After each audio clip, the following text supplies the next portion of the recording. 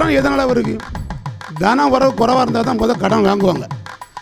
அதனால் லக்கண பாவம், 2ஆம் பாவம், 6ஆம் பாவம் இதற்குள்ள கனெக்டிவிட்டி தான் கடன். இந்த கடனை நம்ம எப்படி வாங்குறான், இதுக்காக வாங்குறான், எப்படி அடைக்கலாம். குரு பகவான் தன்னுயான் இருக்கக்கூடிய வீட்டை என்ன செய்வார், வளர்ப்பார். அப்போ 6ஆம் பாவத்தில் ஒரு கோச்சார ரீதியாக பயணம் செய்யும்போது கடத்தை போய் வாங்கினாங்கன்னா அந்த கடன் என்ன செய்யும், அதிகமாகும். அதே மாதிரி குரு பகவான் சர்ப்ப கிரகங்களோடு இருக்கும்போது புதிய கடனை நம்ம வாங்கவோ இல்லை பழைய கடனை நம்ம அடைக்கவோ முயற்சி செய்யக்கூடாது.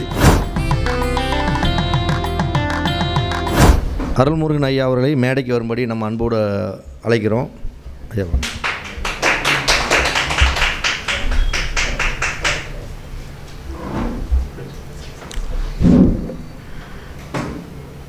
எல்லோரும் நலமுடன் வாழ நவக்கிரகங்களையும் பஞ்சபூதங்களையும் இந்த சரவணபா ஜோதிட அறிவாலயத்தினுடைய தலைவர் நம்ம எல்லாம் வழிநடத்தி கொண்டிருக்கின்ற திருச்செந்தூர் செந்திலாண்டவர் முருகப்பெருமான் பாதங்களையும் வணங்கி, தர்மத்தின் வழி செல்ல செல்ல கர்மத்தின் வழி குறைவா என்ற தாரக மந்திரத்தோடு வான் உயர வரப்புயரும், வரப்புயர நீர் உயரும், நீர் உயர நெல் உயரும், நெல் உயர கோல் உயரும், கோல் உயர குடியுயரும் என்ற இலக்கணத்திற்கு இணங்க தான் வளர வளர தன்னோடு பயணிக்கும் மாணவர்களுக்காக தன்னை அர்ப்பணித்து கொண்டு இந்த ஜோதிட கலைக்காக ஒவ்வொரு நிமிடமும் தன்னை பற்றி யோசித்தோடு மட்டும் இல்லாமல் மாணவர்களாக தன்னை அர்ப்பணித்து கொண்டிருக்கின்ற மரியாதைக்கும் போற்றுதலுக்குரிய எங்களுடைய ஆசான் உயர் திரு பரணி பாரதி ஐயா அவர்களை நான் வணங்கி இந்த உரை நான் ஆரம்பிக்கின்றேன்.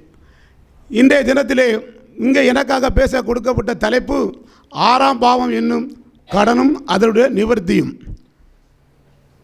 6ஆம் பாவம் காலச்சக்கரத்துக்கு 6ஆம் பாவம் கன்னி, அதனுடைய காரகம் புதன். இப்போ கடனுக்கு எப்படி சொன்னால் காலச்சக்கரத்துக்கு 6ஆம் பாவம், நம்ம லக்கணத்துக்கு 6ஆம் பாவம், இதனோட யார் சேர்ந்துருக்கா, இதனோட கனெக்டிவிட்டி. 2வது கடன் எதனால் வருது? தனம் வரவு குறைவாக இருந்தால் தான் முதல் கடன் வாங்குவாங்க.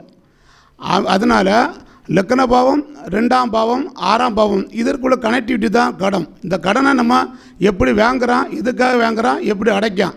இந்த மாதிரி அமைப்பு இருந்தால் அவன் கடனை வாங்குவான், எந்த மாதிரி அமைப்பு இருந்தால் கடனை அடைப்பான், எந்த மாதிரி அமைப்பு இருந்தால் கடனாலே வாழ்க்கை போல ஓட்டுவோங்கிறப்ப தான் படிக்க போகிறோம்.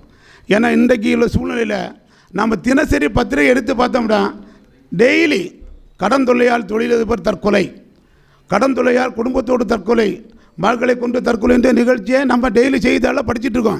தினசரி டெய்லி நம்ம பேப்பரை பார்த்தா கண்டிப்பாக ஒரு நியூஸ் கண்டிப்பாக இருக்கும் கடன் தொல்லையால். இன்றைக்கி பெரியவர் சொன்னார், ராமபிரான் அவர்கள் பிறந்த நவமி தீதி, நானும் நவமி தீதியில் தான் பிறந்தேன், என்னுடைய தீதியும் நவமி தீதி தான்.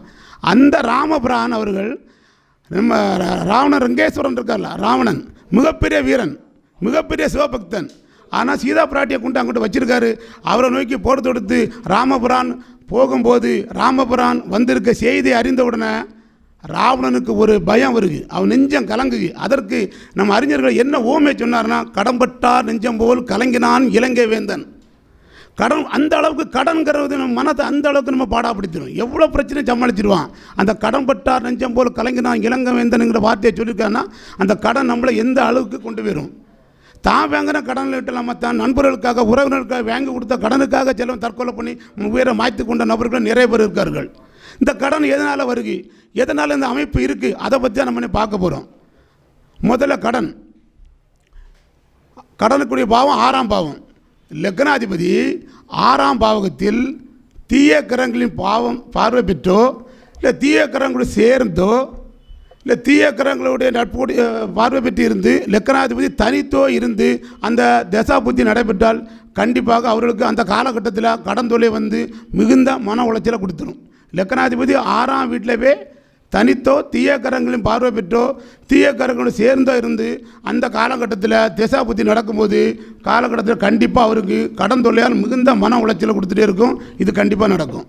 இதே நேரத்தில் லக்கணாதிபதியும் 6ஆம் இடத்திலும் 6ஆம் இடத்து அதிபதி லக்கணத்திலும் இருந்து பரிவர்த்தனை நடைபெற்றாலும் அவள் வாழ்நாள் முழு எனர்ஜியும் கடன் இருக்கும்.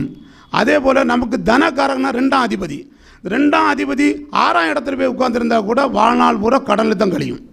தனக்காரமாக 2ஆம் அதிபதி இவர் 6ஆம் இடத்துல போய் உட்காந்துட்டாலும் நம்ம இந்த வாழ்நாள் பூரா கடனில் தான் கழியும். அதுபோக 6ஆம் இடத்து அதிபதி லக்னாதிபதி லக்கணத்தில் வந்து உட்காந்துட்டான்னா நம்மளால் கடன் கேட்காமலே கடன் கொடுத்துருவோம். நம்மளே பார்ப்போம் நிறைய இடத்துல ₹1 செலுத்திக்கிட்டு பிரிட்ஜ் எடுத்துகிட்டு போங்க, அதை எடுத்துகிட்டு போங்க அப்படின்னு சொல்லி கவர்ச்சிகரமான விளம்பரத்தை போட்டு சுண்டி இழுத்து நம்ம நடுத்தர மக்களை அவனுக்கான தேவை இருக்கும். அவன் சும்மா இருந்தாலும் வீட்டால் சும்மா இருக்காது, ஏங்க அதை எடுப்போம் இதை எடுப்போம்னு சொல்லி பைசாவை கொடுக்கான்னு சொல்லி இவன் எடுத்து கொடுத்துருவான். அதற்கு பிறகு இந்த கடனை கட்ட முடியாமல் அதுக்கு இன்னொருத்தண்ட கடன் வாங்குவான். இந்த 2 சேர்த்து கூட 2% ஆயிரும். அதுக்கப்புறம் இன்னொருவாட்ட கடன் வாங்குவான். இதனால் கடைசி கட்ட முடியாமல் தற்கொலை பண்ணக்கூடிய சூழ்நிலைகளை கொண்டு விட்டுரும். இந்த சமயத்தில் லக்னாதிபதி பலமற்று 2ஆம் வீட்டு அதிபதி குருவுக்கு நமக்கு தனக்காரன குருவுக்கு பார்வை இல்லாமல் அவர் 6ஆம் இடத்தில் அமர்ந்து திசையோ புத்தியோ நடைபெற்றால் வாழ்க்கை பூரா இவருடைய சம்பாத்தியம் கடனுக்கு வட்டி கட்டியே ஓடிடும். லக்னாதிபதி பலம் இல்லை, 2ஆம் இடத்து அதிபதி குருவுக்கு பார்வை இல்லை, தனம் கொடுக்கக்கூடிய குருவுக்கு பார்வை இல்லை. இவங்க போய் எங்கே இருக்காங்க, கடனுக்கு காரகமான 6ஆம் இடத்துல உட்காந்து அந்த தசையோ புத்தியை நடைபெற்றால் இவர் சம்பாதிக்க ஃபுல்லாக கடனுக்கு வட்டி கட்டி கழிஞ்சிடும். இப்படிப்பட்ட நபர்கள் என்ன செய்யக்கூடாதுன்னா யாருக்கும் ஜாமீன் போடக்கூடாது. எந்த விதமான ஜாமீனும் உத்தரவு போட்டானா அவங்க கடனும் இவருக்கு மேலே கொடுத்துரும். நம்ம பார்த்துருப்போம். உங்கள் அனுபவத்தில் நீங்கள் யாராவது தெரிஞ்சிருக்கீங்களா? அடுத்தவனுக்கு ஜாமீன் போட்டு இவருக்கு கடமை இருக்காது, அடுத்தவனுக்கு ஜாமீன் போட்டு இவன் உயிரே மாச்சிருப்பான். இறந்த போனவர்கள் எனக்கு அறிவிக்க நானே ஒரு ஆள் போட்டு மாட்டிட்டேன் 7 லட்ச ரூபாய்க்கு. என் ஃப்ரெண்டுக்கு அவன் இப்போ கேட்டேன், ஏன்டா இல்லை நான் கெட்ட கிணச்சியங்க ஒரு பெரிய ஆட்டோ எடுத்தானே, பஞ்சாயத்து தலைவர் எலெக்ஷனை கட்டு நின்றுருக்காப்புல. கட்டத்தில் என்ன செஞ்சால் ஆட்டோவெல்லாம் விற்று எடுத்து இது பண்ணிவிட்டான், அங்கே கடனும் கட்ட முடியல. அப்படி ஒரு கேஸில் மாட்டிக்கிட்டான். நான் ஒரு லோனுக்காக போகும்போது எனக்கு சிவில் கோர் வாய்ச்சிருக்கு என்னென்னு பார்க்கும்போது மேட்ரு இது. இப்படிப்பட்ட சூழ்நிலைகளில் நம்ம மாட்டிக்கிட்டோம். அதனால் உயிரை மாற்றி கொண்ட நபர்கள் நிறைய இருக்காங்க. அதாவது லக்னாதிபதி பலம் இல்லாமல் 2ஆம் வீட்டு அதிபதி குருவுக்கு பார்வை இல்லாமல் 6ஆம் வீட்டில் அமர்ந்து திசையாக புத்தி நடத்தினா நமக்கு இந்த மாதிரி பிரச்சனை வரும். நம்ம யாருக்கும் ஜாமீனும் போடக்கூடாது. இதே நேரத்தில் 2ஆம் அதிபதி பலமாக இருந்து 6ஆம் அதிபதி திசையாக புத்தி நடந்துனா ஜாதகர் என்ன பண்ணுவார்னா கல்யாணம், வீடு கட்டுறது, இந்த மாதிரி சுப காரியங்களுக்காக கடனை வாங்கி கடனை அடைச்சிடுவார். 2ஆம் அதிபதி நமக்கு பலமாக இருக்கனால அவர் கடனை வாங்குவார், அந்த கடனை அடைச்சிடுவார். அதே நேரத்தில் லக்னாதிபதி பலம் இல்லாமல் 2ஆம் அதிபதி இதே மாதிரி குருக்கு பார்வை இல்லாமல் 12ஆம் இடத்தில் அமைந்து திசை புத்தி நடைபெற்றாலும் அவர் சம்பாத்தியம் ஒன்றுமே மிஞ்சாது, அவ்வளோ வட்டிக்கே போயிடும். இதுதான் இதில் ஒரு வேறு ஒன்றுமே இல்லை. நமக்கு பணத்துக்கு காரணமான குருவுக்கு பார்வை இல்லாமல் இருந்து 2ஆம் அதிபதி 6ஆம் இடத்துல போய் இருந்தாலும் 6ஆம் அதிபதி லக்னத்து வந்து இருந்தாலும் நமக்கு இந்த கடன் பிரச்சனை கொடுக்கும். அதே நேரத்தில் லக்னாதிபதி வந்து பலமாக இருந்து 6ஆம் அதிபதி சுவர் பார்வை பெற்றால் கடனை வாங்கி ஒரு வளர்ச்சி அடைஞ்சிடுவார். பேங்கில் லோனில் வாங்கி கடன் வாங்குவார்ல, அதாவது 6ஆம் அதிபதி சுவர்கள் பார்ப்பத்தி லக்னாதிபதி பலமாக இருந்தார்னா இவர் கண்டிப்பாக கடனை வாங்கி அதனால் என்ன பண்ணார், ஒரு முன்னேற்றத்தை அடைஞ்சிடுவார். இப்போ இந்த மாதிரி சூழ்நிலையில் எப்போ நம்ம கடன் வாங்கக்கூடாதுங்கிறத நம்ம முடிவுக்கு வரணும். அதாவது என்ன செய்யணும்னா காலச்சக்கரத்துக்கு 6ஆம் இடம் கன்னியோ இல்லை லக்கணத்துக்கு 6ஆம் இடத்துலையோ குரு பகவான் கோச்சார ரீதியாக பயணம் செய்யும்போது என்ன செய்யக்கூடாது, கடன் வாங்கக்கூடாது. ஏன்னு சொன்னால் குரு பகவான் இருக்கக்கூடிய வீட்டை என்ன செய்வார், வளர்ப்பார். அப்போ 6ஆம் பகுதியில் ஒரு கோச்சார ரீதியாக பயணம் செய்யும்போது கடத்தை போய் வாங்கினாங்கன்னா அந்த கடன் என்ன செய்யும், அதிகமாகும். அதே மாதிரி குரு பகவான் சர்ப்ப கிரகங்களோடு இருக்கும்போது புதிய கடனை நம்ம வாங்கவோ இல்லை பழைய கடனை நம்ம அடைக்கவோ முயற்சி செய்யக்கூடாது. குரு பகவான் சர்ப்ப கிரகங்களோடு கோச்சார இதாக இருக்கார். அப்போ நம்ம புதிய கடனை வாங்கக்கூடாது, புதிய கடனை அடைக்கவும் முயற்சிக்கக்கூடாது. அதுமாதிரி 7.5 சனி, அஷ்டமத்து சனி, அர்த்தாச சனி இந்த காலங்களில் புதிய கடன் வாங்கக்கூடிய முயற்சி இறங்கக்கூடாது. சந்திர பலமற்ற நாட்களையும் நம்ம என்ன செய்யக்கூடாது, புதிய கடன் வாங்கக்கூடாது. குறிப்பாக செவ்வாய்க்கிழமையில் கடனை வாங்கக்கூடாது. செவ்வாய்க்கிழமையில் என்ன செய்யலாம், கடனை அடைக்கலாம். செவ்வாய்க்கிழமை கடனை அடைக்கலாம், கடனை நம்ம வாங்கக்கூடாது. இந்த கடனை அடைக்கிறதுக்கு செவ்வாயும் கேது பகவான் ரொம்ப முக்கிய பங்கு வகிக்கனால நம்ம செவ்வாயோட அதிபதி முருகப்பெருமானும் கேதுவனுடைய அதிபதியுடைய விநாயகரும் நம்ம வழிபட்டு வந்தோம்னா கண்டிப்பாக நம்ம கடன் அடையும். அதுபோக இந்த செவ்வாய் கேது சம்பந்தப்பட்ட மைத்திரை முகூர்த்தம்னு ஒரு முகூர்த்தம் நமக்கு ஆண்டவன் இந்த பிரபஞ்ச இறைசக்தியை நமக்கு தந்திருக்கு. கடனை வாங்கியாச்சு, அவன் கடனால் தான் அழியணுமா, இல்லை, கடனை நிவர்த்தி பண்ணதற்கும் ஒரு வழியை நம்ம அந்த இறைசக்தி நமக்கு தந்திருக்கு. எப்படின்னா மைத்திரை முகூர்த்தம்னு சொல்லுவாங்க. மைத்திரை முகூர்த்தம்னா செவ்வாய்க்கிழமையும் அஸ்வினி நட்சத்திரமும் மேச லக்கணம் வரக்கூடிய நாள் அந்த நேரம் வந்து மைத்திரை முகூர்த்தம். இதே போல் செவ்வாய்க்கிழமையும் அனுச நட்சத்திரமும் விருச்சிக லக்னம் வரக்கூடிய நேரம் மைத்திரை முகூர்த்த நேரம். இந்த நேரத்தில் நாம் அவங்களுக்கு கடன்காருக்கு கொடுக்கக்கூடிய ஒரு சிறு தொகை எடுத்து வச்சு அவங்களுக்கு கொடுத்தோ இல்லை எடுத்து வச்சிட்டோம்னா படிப்படியாக அந்த கடன் கண்டிப்பாக குறையும்.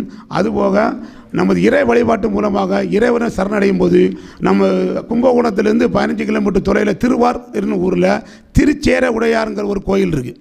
திருச்சேரை உடையாருங்கிற கோயிலில் நமது பரமேஸ்வரர் அவர்கள் ருண விமோச்சனராட்டு அருள் பாலிக்கார். அவரை போய் நம்ம நேரில் சாமியை பார்த்து அவர்கிட்ட தீபம் ஏற்றி வழிபட்டு எனக்கு இந்த மாதிரி கடன் இருக்குது தீரணும்னு சொல்லி நம்ம வேண்டுதலை வச்சு வழிபட்டு வந்தோம்னா அதற்கான சோர்ஸ் நமக்கு கிடைக்கும். அதற்கான வாய்ப்புகளை உருவாக்கி நம்ம கடன்கள் கண்டிப்பாக படிப்படியாக குறையும். அதுபோக மட்டும் இல்லாமல் லட்சுமி நரசிம்மர், அதாவது சுவாதி நட்சத்திரம் வரக்கூடிய அன்னைக்கு உள்ள லட்சுமி நரசிம்மர் ஸ்லோகத்தை பாராயணத்தை ருண சோத்திரத்தை நம்ம பாராயணம் செஞ்சு வந்தோம்னா கண்டிப்பாக நம்ம கடன் அடையும். அதே நாளில் சுவாதி நட்சத்திரத்தில் லட்சுமி நரசிம்மருக்கு பானகத்தை நெய்வேத்தியம் செய்து அவர்கிட்ட இந்த ருண சோத்திரத்தை பாராயணம் பண்ணி வேண்டுதல் வச்ச நிச்சயமாக 100% நம்மளுக்கு கடன் அடையும். எந்த வித மாற்று கருத்து இல்லை. நீங்கள் எல்லோரும் முயற்சி பண்ணி பாருங்கள். இதை விட என்ன அங்கே போக முடியலை இங்கேயும் போக முடியல என்னால் அலைய முடியலன்னு ஒரு சூழ்நிலை இருந்துன்னா செவ்வாய்க்கிழமை வரக்கூடிய பிரதோஷம், நிறைய பிரதோஷங்கள் வரும். செவ்வாய்க்கிழமை வரக்கூடிய பிரதோஷ நாட்களில் சிவபெருமான ஆலயத்துக்கு சென்று அவருக்கு தீபம் ஏற்றி ஏன்னா இந்த மாதிரி பிரச்சனைகள் கடன் பிரச்சனைகள் இருக்குன்னு சொல்லி நம்ம சிவபெருமான்கிட்ட நம்ம முறையிட்டு வந்தோம்னா கண்டிப்பாக நீங்கள் தொடர்ந்து நீங்கள் 7 முறை நீங்கள் சென்று அவர் வழிபடும்போது அந்த 7 முறைக்கு உள்ளேயே உங்களோட கடன்கள் படிப்படியாக குறைவதை நாம் என்ன செய்யலாம், கண்ணால் காண்கிறோம். எந்த மாற்று கருத்தும் இல்லை. கடன் இருப்பவர்களும் இதை முயற்சி பண்ணி பாருங்கள். இல்லாட்ட சொல்லுங்கள். கண்டிப்பாக அணுவ ரீதியாக நிறைய அதில் கண்டிப்பாக ஜெயிச்சிருக்காங்க. இது போக நாம் நம்மளெல்லாம் வழிநடத்தி நமக்கு கடனை முழுமையாக தீரணும்னா நம்ம சனீஸ்வர பகவானை நம்ம முழுமையாக சரணடைஞ்சோம்னா கண்டிப்பாக நம்ம கடன் தீரும். நம்ம திருநள்ளாரோ குச்சனூரோ சனி சிங்கப்பனவரோ சென்னையில் இருக்கிற வட திருநள்ளாருக்கு சென்று நாம் அவர்கிட்ட முறையாக இந்த விஷயம் முறையிட்டு எனக்கு இந்த கடன் இருக்குன்னு சொல்லி நம்ம சொல்லி வந்தோம்னா நம்மளுடைய கடன் இறை வழிபாட்டு மூலமாக இறைவன் அதற்கான ஒரு சோர்ஸை நம்ம உருவாக்கி நம்மளுடைய கடன் கண்டிப்பாக தீரும் என்று கூறி இந்த வாய்ப்பளித்த என்ன குருநாதருக்கு மனமார்ந்த நன்றியை தெரிவித்துக் கொண்டு விடைபெறுகிறேன். நன்றி, வணக்கம்.